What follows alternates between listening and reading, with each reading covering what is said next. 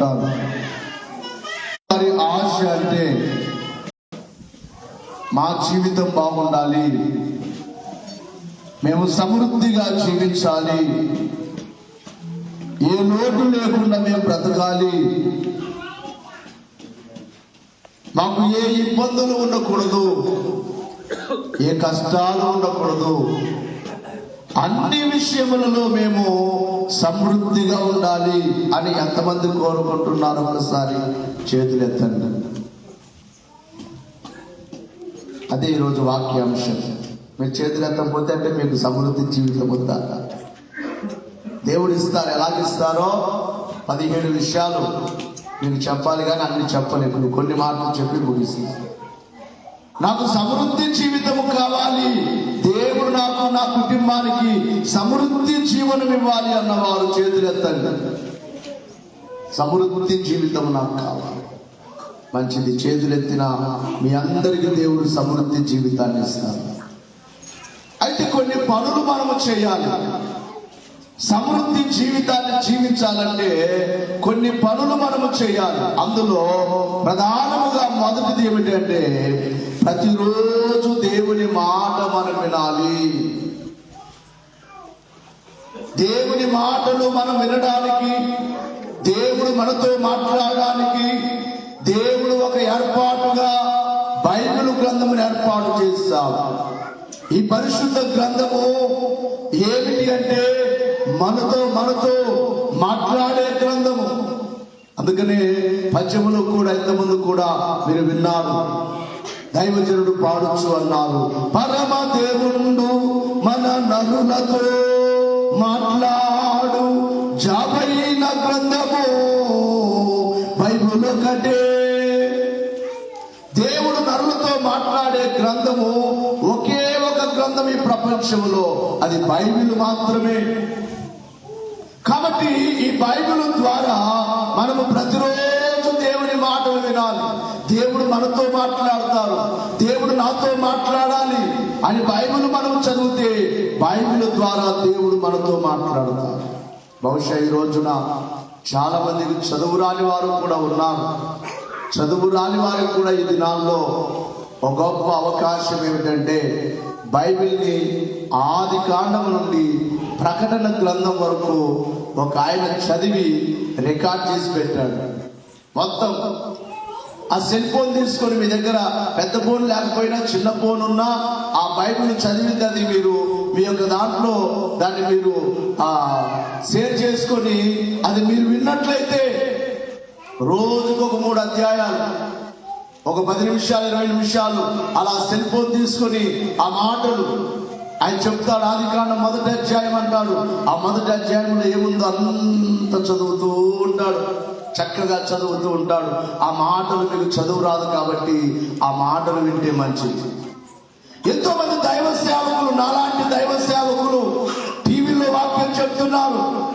టీవీలో కంటే ఈ రోజు అందరూ సెల్ ఫోన్ ఇష్టపడుతున్నారు.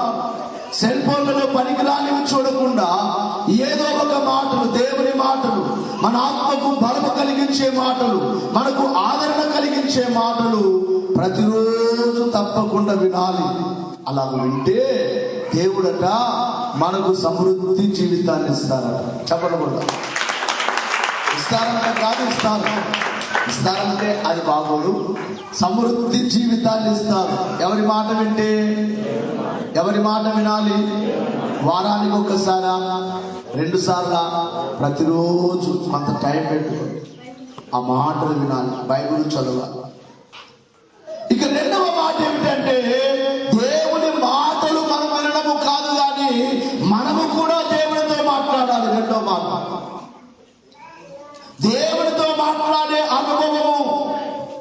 ఈ మాటల గురించి దైవజనుడు తెలియజేస్తూ అన్నారు, నేను నా తండ్రితో మాట్లాడుటకు ప్రార్థన ద్వారా సెలవు దొరికినది. నేను నా తండ్రితో, పరలోకమందున్న నా తండ్రితో మాట్లాడడానికి నాకు ప్రార్థన ద్వారా సెలవు, అవకాశము దొరికింది. మనం మాట్లాడడానికి ఇష్టపడతాం.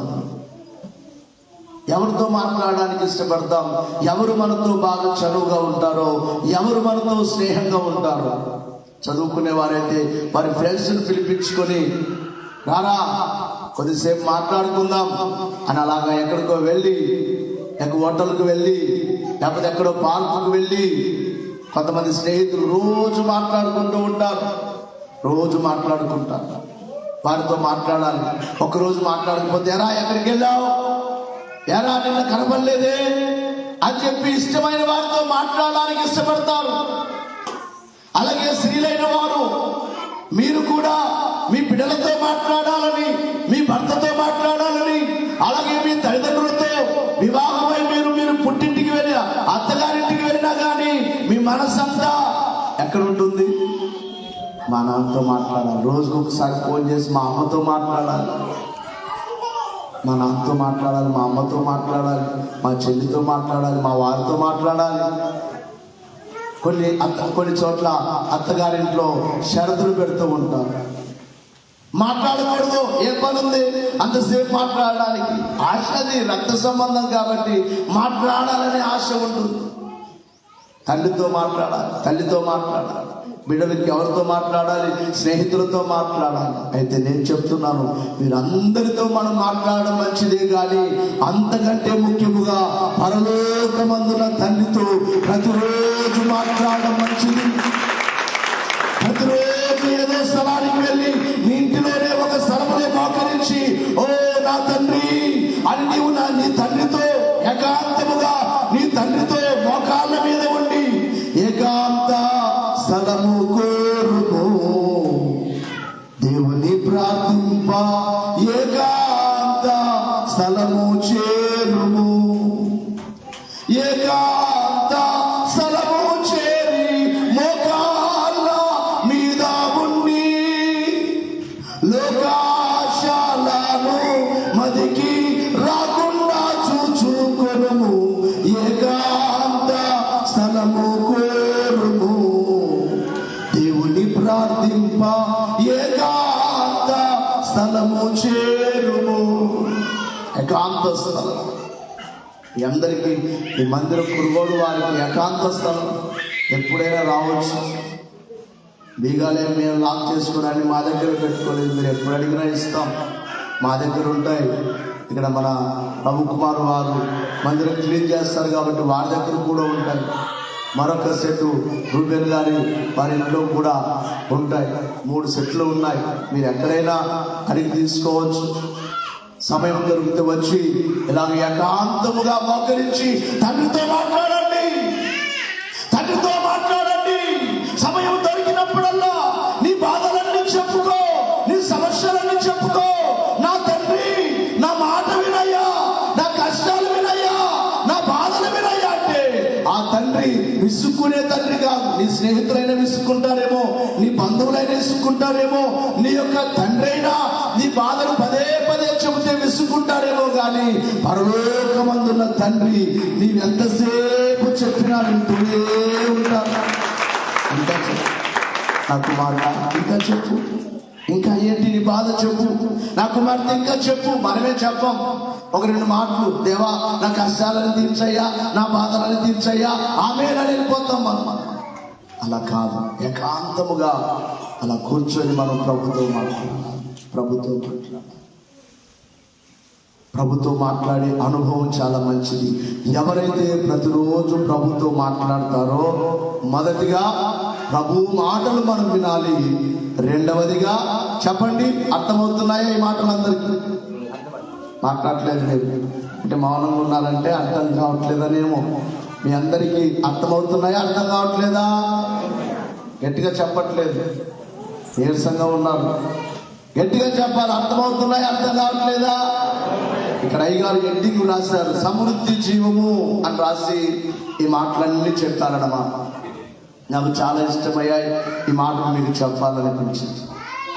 సమృద్ధిగా మనం బ్రతకాలంటే దేవుని మాటలు మనం వినాలి. రెండవదిగా చెప్పండి, దేవునితో మనము మాట్లాడాలి. ఇక 3వ మాట ఏమిటంటే, కుటుంబ ప్రార్థన. తక్కువ సమయం ఉన్నను తప్పకుండా కుటుంబ ప్రార్థన చేసుకొనవలెను. ఉదయమంతా పని చేసి, ఉదయమంతా కష్టపడి వ్యాపారాలకు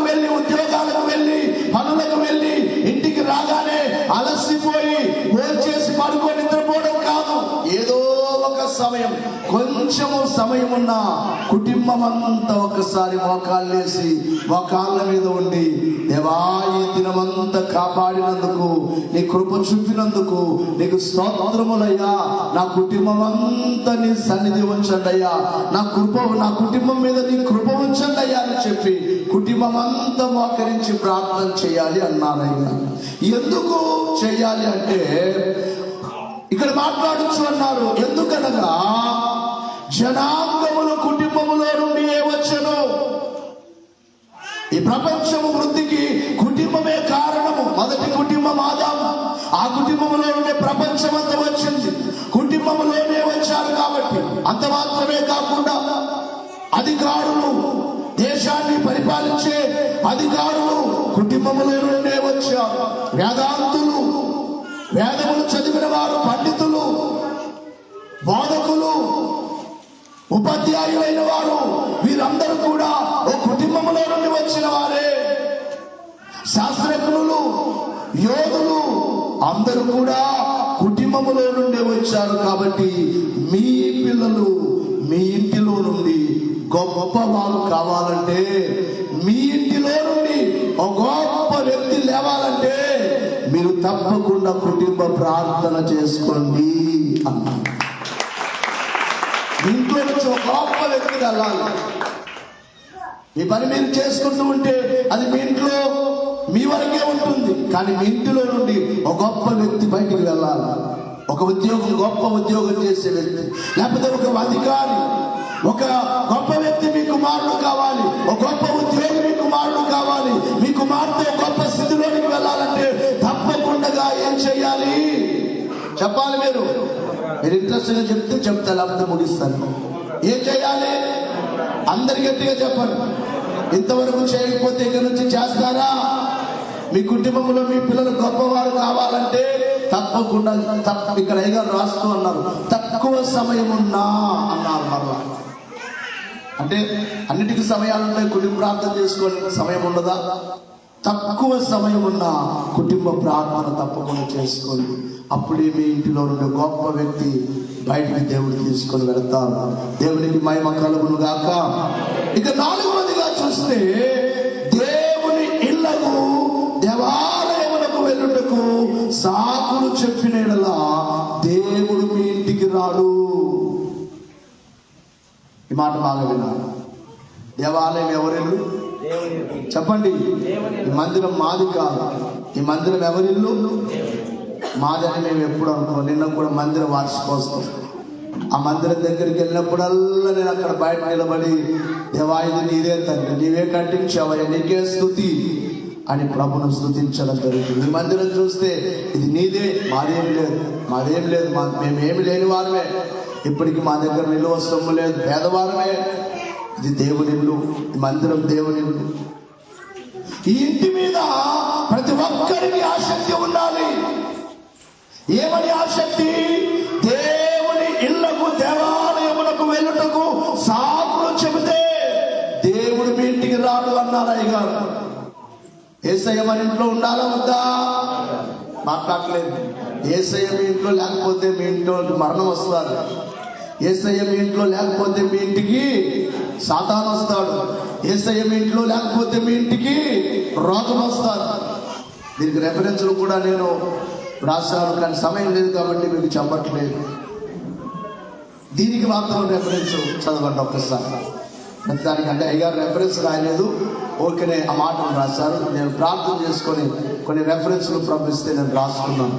అందులో మొదటిది కీర్తనల గ్రంథం దాకా దేవుని ఇళ్లకు, దేవాలయం అనే మాటను గురించి 42వ సంకీర్తన మొదటి వచనము నుండి చదువుకుందాం. 42 మొదటి వచనం.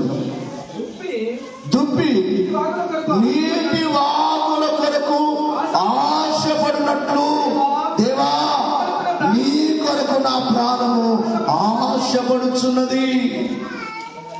తర్వాత నా ప్రాణము దేవుని కొరకు తృష్ణపడుచున్నది. ఈ మాట వినాలి. జీవము గల దేవుని కొరకు తృష్ణపడుచున్నది. ఈ మాట బాగా వినాలి. దేవుని సన్నిధికి లేక దేవుని ఇంటికి నేను ఎప్పుడు వచ్చేదను, ఆయన సన్నిధిని లేక ఆయన ఇంటిని, ఆయన ఇంట నేను ఎప్పుడు కనబడేదను. అదే కీర్తనకారుడు మందిరం కట్టేటప్పుడు కానుక తీసుకొని రమ్మన్నప్పుడు ఏమన్నాడు? కట్టబోవు మందిరము యెహోవాకు ఇల్లు. ఎవరిల్లు? చెప్పండి గట్టిగా. ఈ మందిరం ఎవరిల్లు? మనకు 2 ఇళ్ళు ఉండాలి. ఈ మాట ఇంకో రీతిగా భావిస్తారు, కానీ ఆత్మీయంగా చెప్తున్నాను, శరీర రీతిగా. కొంతమంది పురుషులకు 2 ఇళ్ళు ఉంటాయట. అంటే 2 ఇళ్ళు అంటే అది వేరే అర్థం వస్తుందన్నమాట. అంటే దేవుడిచ్చిన భార్య కాకుండా ఇంకొకరిని తెలియకుండా కొంతమంది ఉంటారన్నమాట. అలాంటి ఇల్లు మనకుండవు. మన కుటుంబం నివాసము చేసే గృహం ఒకటైతే, రెండవదిగా మన తండ్రి ఇల్లు, అది దేవుని మందిరము. ఎవరి మందిరము? దేవుని ఇల్లు. దేవాలయం అనబడే దేవుని ఇంటికి వెళ్ళడానికి సాకులు చెప్పొద్దు. ఎన్ని పనులున్నా ఆదివారం కూడా పక్కన పెట్టే, శుక్రవారం కూడా కొంతమంది మెట్ల ఇంటి దగ్గర ఉంటున్నారు. 7 మెట్ల ధ్యానం జరుగుతుంది ప్రతి శుక్రవారం. ఎంతమంది ఉన్నా, నిన్న వారం 2 వచ్చారు. ఆ 2తోనే కార్యక్రమం చేసిన తర్వాత వచ్చారు. వచ్చేవారు లేటుగా వస్తున్నారు. దేవుడింటికి ఆలస్యంగా రావద్దు. వివాహమైన స్త్రీలను మీ అమ్మగారింటికి వెళ్దాం, పుట్టింటికి వెళ్దామని భర్త అంటే రేపు వెళ్దామని అంటారా? త్వరగా సర్దేస్తారన్నమాట. బట్టలన్నీ పదా వెళ్దాం. భర్త ఒకవేళ లేట్ చేస్తే కూడా స్నానం చేయి, మగాను త్వరగా ಬೇಗನೆ ಹೋಗೋಣ, ನಮ್ಮ ಮನೆಗೆ ನಮ್ಮ ಅಪ್ಪನ ನೋಡಬೇಕು, ನಮ್ಮ ತಾಯಿನೇ ನೋಡಬೇಕು, ಹೋಗೋಣ ಅಂತ.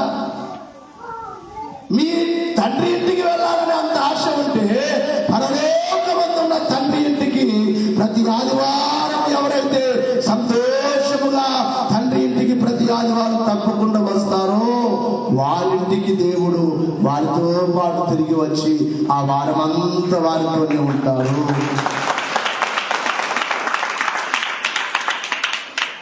అలాగే తండ్రి ఇంటికి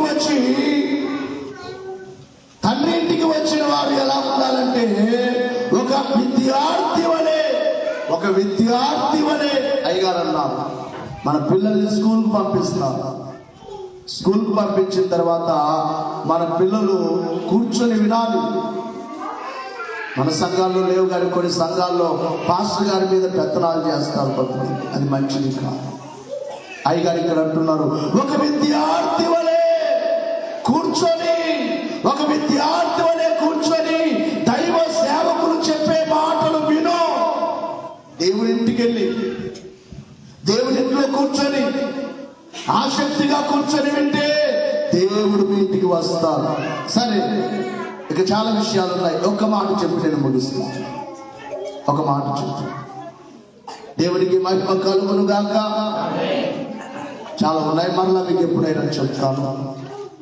లేదా మీరు ముగించుకొని భోజనం చేసుకొని మీ గృహాల్లో ఈరోజు చివరి రోజు భోజనాల సభలు, మీకు వాహనాలు ఉన్న వారందరూ మీ వాహనాలు వేసుకొని రండి. మీకు బళ్ళారిలో వస్తే ప్రాబ్లం అవుతుందంటే పక్కన రోడ్డు కూడా ఉంది. ఇక్కడ సోమ సంవత్సరం నుండి కానీ లేకపోతే తాలూరు రోడ్డు, ఇక్కడ నుంచి మనం కోలూరు క్రాస్ నుంచి డైరెక్ట్గా చాకనూరు భూదాలకు వెళ్ళొచ్చు. రండి. ఈరోజు సాయంకాలం, ఈరోజు ఆత్మ కుమ్మరింపును గురించి చెప్పమని, రాకలను గురించి, ఉగ్రతను గురించి చెప్పమని రాత్రి నేను ఇంటికి వచ్చి కూర్చోగానే దేవుడు ప్రపంచంలో జరగబోయే కొన్ని విషయాల గురించి చెప్పమని ఆ మాటలు నేను రాసుకోవడం జరిగింది. సాయంకాలం ఆ వాక్యం ఉంటుంది. అలాగే ఆత్మ కుమ్మరింపు జరుగుతుంది.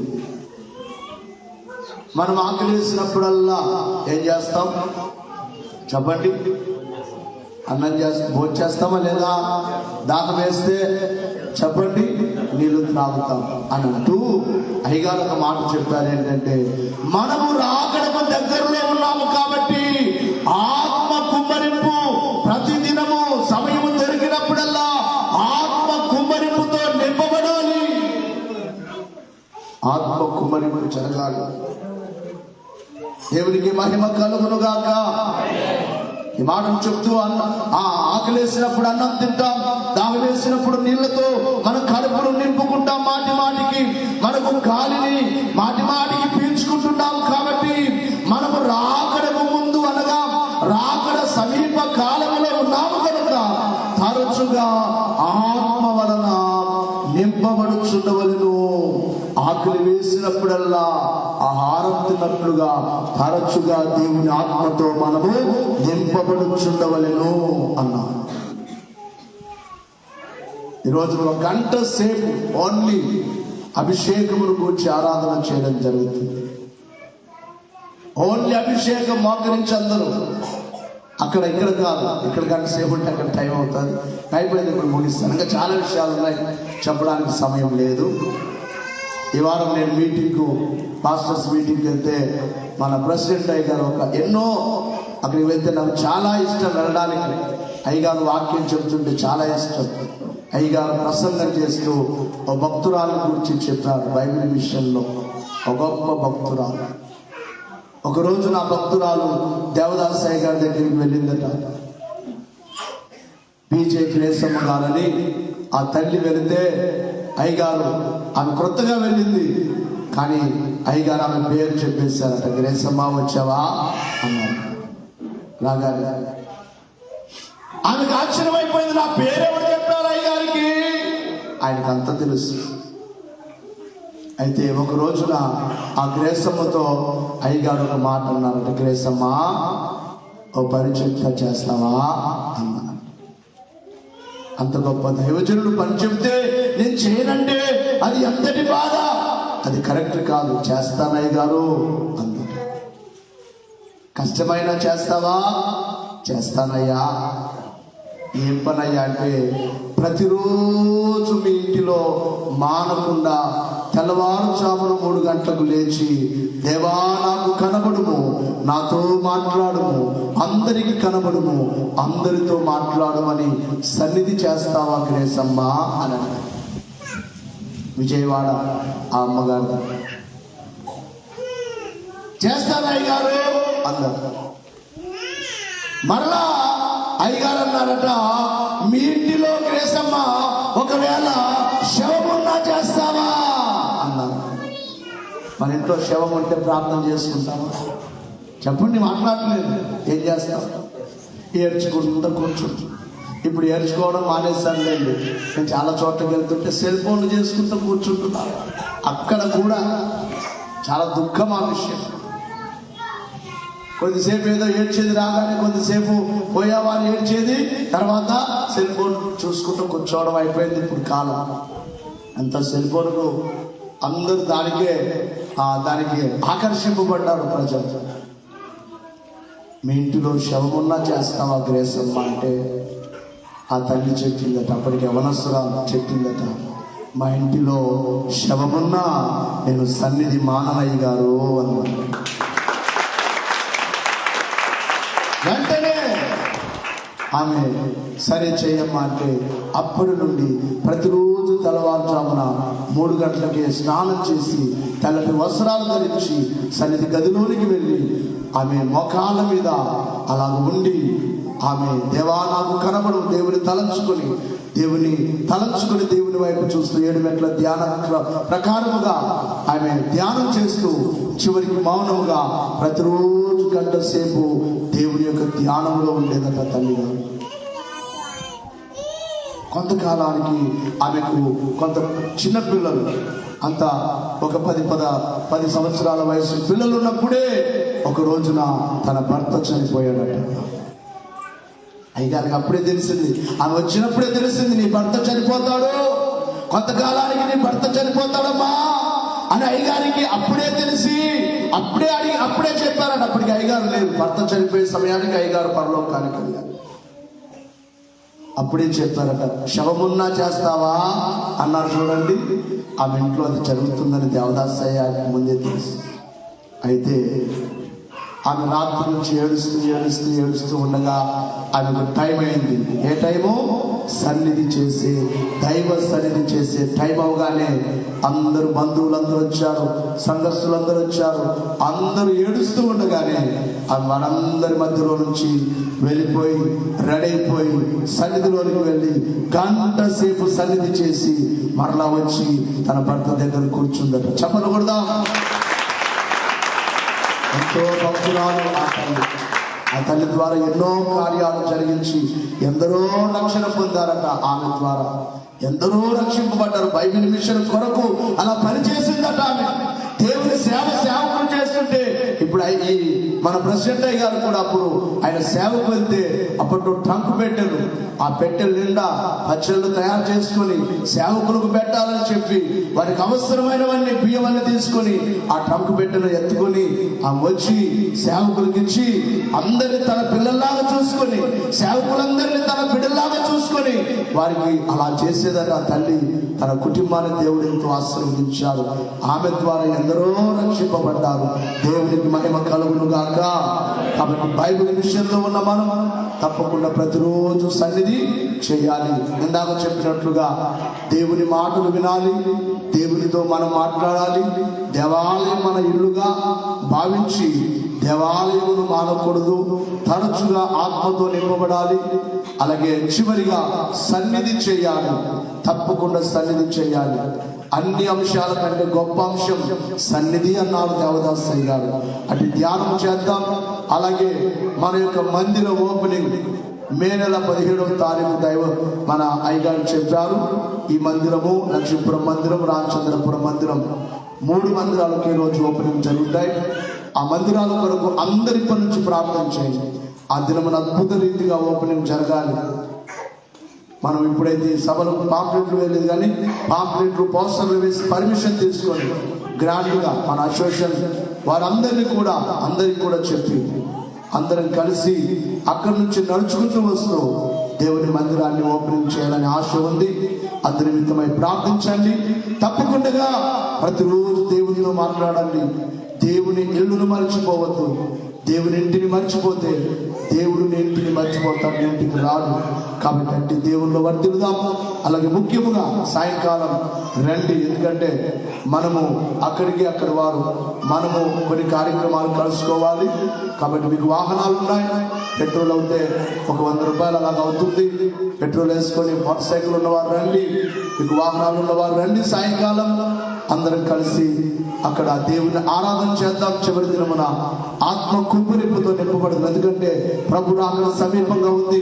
2 సంవత్సరాలు వైరస్ తెగులుతో ప్రపంచమంతా ఎంతో భయపడింది. ఇప్పుడు మరలా రష్యా ఉక్రెయిన్ దేశాలు యుద్ధము, ప్రపంచమంతా భయపడుతుంది. ఏం జరుగుతుందో యుద్ధాలు జరుగుతున్నాయి, భూకంపాలు జరుగుతున్నాయి, అకాల కార్యాలు జరుగుతున్నాయి. ప్రభు రాబోచున్నారు. సిద్ధపడదాం. అట్టి భాగ్యం దేవుడు మనకు దయచేయును గాక. ఆమేన్.